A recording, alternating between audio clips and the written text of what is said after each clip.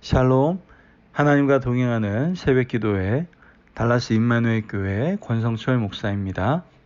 오늘 하루도 하나님과 동행하며 풍성한 은혜를 누리시는 저와 여러분이 되시길 기도합니다. 오늘 말씀은 마태복음 18장 1절에서 10절까지의 말씀입니다. 그때 제자들이 예수께 나와 이르되 천국에서는 누가 크니이까? 예수께서 한 어린아이를 불러 그들 가운데 세우시고 이르시되 진실로 너희에게 이르노니 너희가 돌이켜 어린아이들과 같이 되지 아니하면 결단코 천국에 들어가지 못하리라. 그러므로 누구든지 이 어린아이와 같이 자기를 낮추는 사람이 천국에서 큰 자니라.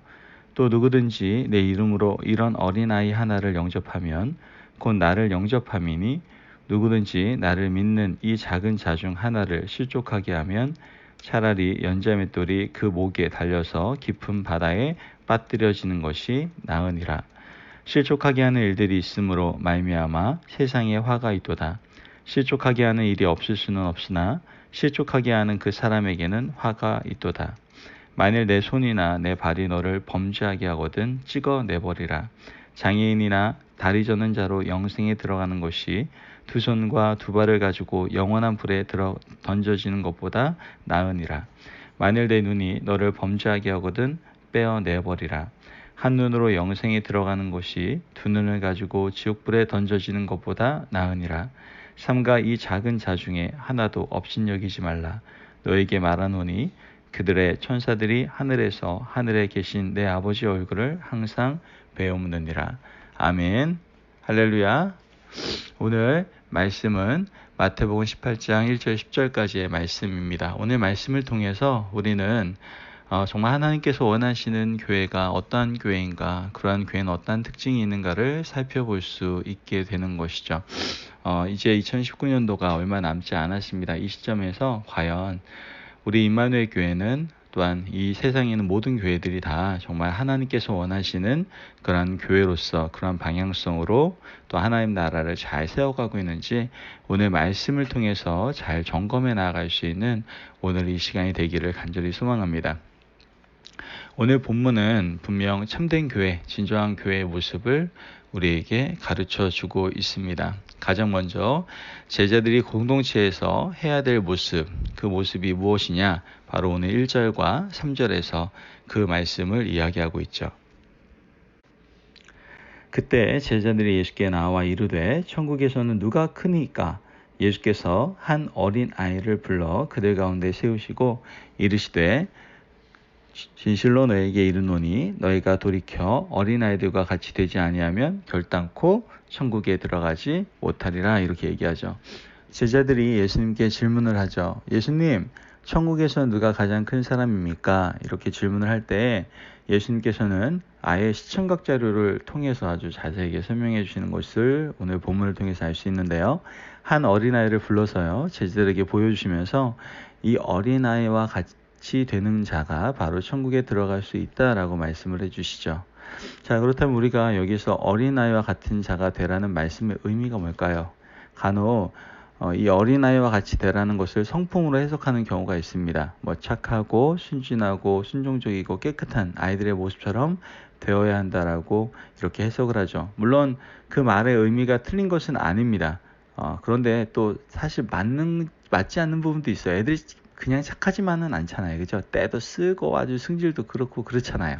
근데 어찌됐든 대체적인 의미로 이렇게 사용하는 것도 사실 틀린 것은 아니지만 예수님께서 이 말씀을 하시는 문맥은 지위와 관련된 질문의 답으로 말씀하시는 것이기 때문에 당시 어린아이가 가지고 있었던 지위를 생각하는 것이 바른 해석이다라고 우리는 생각해 볼 수 있어요. 당시 유대사회에서 어린아이들은요, 아무런 사실 중요성을 갖지 못한 대상 중에 하나였습니다. 자신의 권리, 주장, 정말 주장할 수 없는 그러한 불가능한 존재들이었죠. 그래서 심지어 사람들의 숫자를 셀 때에도 계수하지 않았던 그 대상 중에 한 명이 바로 아이들이었습니다. 그야말로 지극히 낮은 존재라고 할 수 있죠. 그런 점에서 예수님께서는 어린 아이와 같은 자가 되라는 말씀을 하시는 이유는 바로 뭐예요? 내가 먼저 낮은 존재가 되어야 한다라고 말씀하시는 것이죠. 그래서 예수님께서 4절에 이 말에 대해서 확실하게 말씀을 하는 걸 보게 되는데요. 그러므로 누구든지 이 어린아이와 같이 자기를 낮추는 사람이 천국에서 큰 자니라 이렇게 말씀하세요. 예수님께서는 천국에서 큰 자가 누구냐는 질문에 어린아이처럼 자신을 어떻게 해요? 낮추는 자를 하나님께서는 세워주신다라고 말씀을 하시는 것이죠. 그렇다면 자기를 낮춘다는 것은 도대체 무슨 뜻일까요? 우리는 너무나 잘 알고 있습니다. 이번 크리스마스가 다가오고 있죠. 이 크리스마스, 예수님의 탄생, 예수님께서 이 땅에 오심에 대해서 우리가 묵상하게 될 때 이 낮아짐이라는 것이 무엇인지 우리는 너무나 잘 알 수 있게 됩니다. 바로 가장 먼저 자신을 가장 낮은 자리에서 낮추신 예수님 자신의 모습을 통해서 우리는 알 수가 있게 되는 것이죠. 마태복음 20장 26절에서 28절 말씀에서 이렇게 말씀을 하죠. 너희 중에는 그렇지 않아야 하나니 너희 중에 누구든지 크고자 하는 자는 너희를 섬기는 자가 되고 너희 중에 누구든지 으뜸이 되고자 하는 자는 너희의 종이 되어야 하리라. 인자가 온 것은 섬김을 받으려 함이 아니라 도리어 섬기려 하고 자기 목숨을 많은 사람의 대속물로 주려 함이라. 아멘. 예수님께서는 낮아짐의 실천적인 의미가 바로 뭐라고 얘기하시는 거예요? 섬김이라고 말씀하시는 것이죠. 예수님의 제자, 또 예수님의 제자 공동체, 즉 교회, 그 교회 특징은 바로 섬김이다라는 거예요.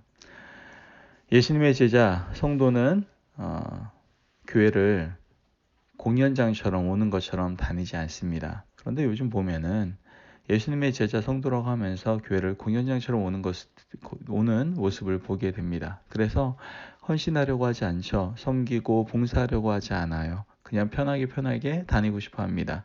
그래서 자기 자신을 터치하지 않은 큰 교회를 선호하게 되죠. 그냥 예배만 드리고 가는 거예요. 그러다 보니 옆에 있는 분들은 내 믿음의 가족으로 내 눈에 들어오지도 않아요. 나는 나고 너는 너일 뿐이다. 굉장히 이기적이고 자기 중심적인 그런 모습을 보게 되죠. 여러분 그런데 착각하시면 안 돼요. 신앙생활은 공연장에 오는 것처럼 나만을 위한 것이 결코 아니에요. 신앙생활은 누구를 위한 거예요? 하나님을 위한 것이고 그 하나님을 위한 것은 바로 다른 사람을 섬기는 것으로 알 수 있다는 것을 우리는 기억해야 됩니다. 그래서 교회에 대한 정의에 대해서 이런 말을 해요. 이 세상에서 다른 사람을 위해 존재하는 유일한 공동체가 교회다라고 얘기를 합니다. 제자 공동체, 교회 공동체, 성도들은 자기 자신을 위한 것이 아니라 누구를 위해 존재합니까? 타인을 위해서 존재한다라는 것을 우리는 기억해야 되는 것이죠. 여러분, 여러분의 삶에 영혼을 위한 섬김이 있기를 소망합니다. 특별히 나보다 큰 사람이 아닌 작고 연약한 사람에 대한 섬김이 우리 안에 가득하기를 간절히 소망합니다. 여러분 지금도 이 크리스마스를 맞이하고 있는 시점 가운데에서도 힘들고 어렵고 또 넘어지고 좌절하고 포기하고 싶고 우리의 도움이 필요한 너무나도 연약한 사람들이 많이 있습니다. 우리가 그들에게 섬김으로 다가가기를 간절히 소망합니다. 그냥 내가 할 수 있는 섬김이 아니라 주님이 우리에게 보여주신 바 된 섬김으로 나아가기를 간절히 소망합니다. 두 번째로 이 교회, 즉 제자들의 공동체가 해야 될 모습은 바로 영혼 사랑, 영혼 구원이에요. 6절 말씀을 보면 누구든지 나를 믿는 이 작은 자 중 하나를 실족하게 하면 차라리 연자 맷돌이 그 목에 달려서 깊은 바다에 빠뜨려지는 것이 나으니라 라고 얘기하죠. 이제 예수님께서는 또 다른 제자 공동체, 교회의 모습을 가르치는데 그 핵심이 뭐예요? 누군가를 실족하는 죄를 범하지 말라는 것이죠. 이 죄를 범하는 자가 받게 될 형벌이 얼마나 큰 것인지를 설명하고 계시는 거예요. 실족하게 하는 것보다 차라리 연자 맷돌을 목에 걸고 깊은 바다에 빠지는 것이 낫다라고 얘기해요. 또한 손, 발, 눈까지도 실족하게 할 바에는 없어서 불구로 사는 것이 더 낫다라고 성경에서는 얘기합니다. 너무 극단적인 것 같아요. 참으로 누군가를 실족하게 하는 죄가 얼마나 무서운 것인지를 우리에게 말씀해주고 계시는 거예요. 그런데 저는 이 말씀을 묵상하면서 이런 생각을 하게 됩니다.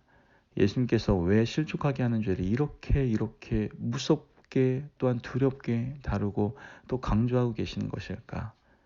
또 제자들의 섬김을 왜 이렇게 우리에게 중요하다라고 말씀하시는 것일까? 왜 예수님은 지금 제자들을 가르치시면서 낮아짐을 통한 섬김과 다른 사람들을 실족하지 않게 하는 것을 강조하게 하시는 것일까? 그것은 이를 통해서 제자들을 통해서 이루고 싶은 것이 있으셨기 때문임을 알 수가 있는 것이죠. 그게 뭐예요? 바로 영혼 구원이에요. 하나님의 모든 포커스는요, 세상에 향하고 있고 세상이 영혼 구원을 향하고 있다는 거예요.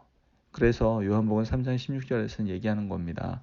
하나님이 세상을 이처럼 사랑하사 독생자를 주셨으니 이는 저를 믿는 자마다 멸망치 않고 영생을 얻게 하려 하심이니라. 이게 하나님의 마음이에요.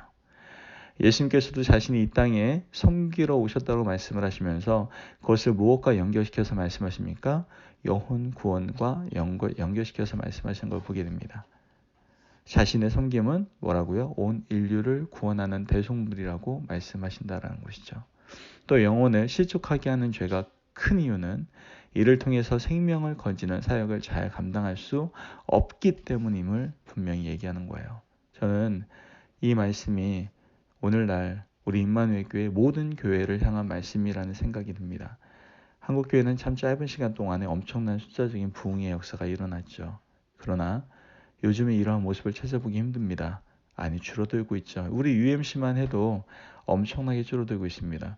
여러 가지 이유가 있을 수 있지만 그 중에 가장 큰 이유는 믿지 않는 사람들의 마음을 실족하게 하는 교회들이 있기 때문에, 그러한 신앙인들, 성도들이 있기 때문이라고 생각합니다. 여러분, 하나님께서 우리에게 은혜를 주셔서 예수님을 믿게 하시고 하나님의 자녀, 예수님의 제자로 삼아주셨음을 믿습니다. 우리를 자녀로 또 제자로 부르신 하나님께서는 또 다른 나를 향한 계획을 가지고 계시는데, 나를 통해서 어떻게 하는 거야? 또 다른 영혼들이 주께로 돌아오게 하는 것이죠. 이 귀한 하나님의 마음을 알고 우리는 집중하며 이 마음에 대한 갈망과 소망이 있어야 될 줄을 믿습니다. 여러분, 하나님이 우리를 향한 놀라운 계획이 있다니까요. 그게 뭐라고요? 나를 통해 영혼들이 돌아오는 것입니다. 이 놀라운 하나님의 계획을 우리는 감당할 수 있어야 됩니다.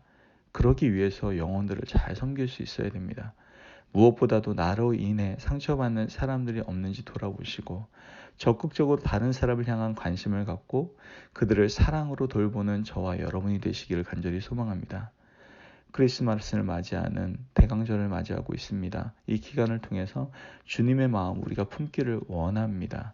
그리고 이제는 정말 그 한 영혼, 그 영혼이 주께로 돌아오기 하기 위해서 우리가 더한 섬김으로, 정말 그들에게 더한 사랑으로, 그들을 실족하게 하지 않는 우리의 모습으로 우리가 살아가기를 주님의 이름으로 축원합니다. 그때 하나님께서 여러분들을 통해서 영혼들이 주께로 돌아오게 하는 놀라운 역사를 행하실 줄을 믿습니다. 오늘 이 말씀을 통해서 주님께서 우리에게 말씀하십니다. 너는 나의 제자가 맞냐? 그렇다면 아멘, 내가 참 제자로서 참 교회로서 오늘 말씀 들은 대로 순종하겠습니다 라고 고백할 수 있는 저와 여러분이 되시기를 주의 이름으로 축원합니다. 아멘. 기도하겠습니다. 하나님 감사합니다. 오늘 말씀을 통해서 너가 내 제자냐? 라고 물어보시니 감사합니다. 주님, 저는 주님의 제자가 맞습니다. 그래서 이제는 더 낮아지기 위하여 섬기기를 원하며, 또한 그 섬김의 모든 목적이 오직 주님께서 이 땅에 오신 목적과 동일하게 내 주위에 있는 모든 영혼들, 죽어가는 영혼들에 대한 영혼 구원에 초점이 있음을 고백합니다. 이젠 그러한 삶을 우리가 살아가기를 원합니다. 주님의 오심을 기다리는 이 대강절 기간을 통하여 이 하나님께서 우리에게 허락하신 놀라운 계획들, 그 모든 하나님의 갈망과 그 모든 마음을 속 시원하게 해드리는 저희들의 삶이 될 수 있도록 축복하여 주옵소서. 감사하며 예수님의 이름으로 기도합니다. 아멘. 오늘도 하나님과 동행하며 풍성한 삶을 누리시는 저와 성도님들이 되시기를 축복합니다. 오늘도 예수님의 제자답게 섬기시고 주위에 있는 영혼들을 주께로 돌아오게 하는 놀라운 귀한 통로로 사용받으시기를 축복합니다. 승리하십시오.